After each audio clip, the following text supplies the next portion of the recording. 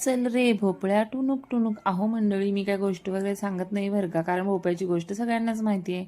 तर इथे माझ्या मम्मीने काढले आहेत पिवळी छान फुलं भोपळ्याची, कारण भोपळ्याचा वेल काढून टाकायचा होता.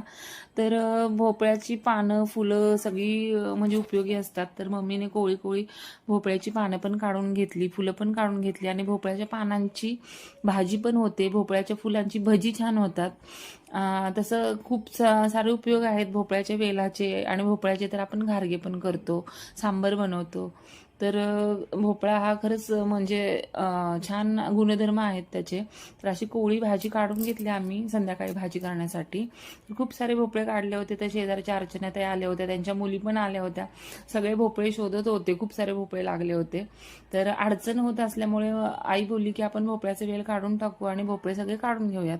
तर एवढे सगळे भोपळे निघाले होते. तर छान असे भोपळ्याची घारगे पण बनवतात बघा, किती छान केशरी रंगाचा भोपळा आला आहे.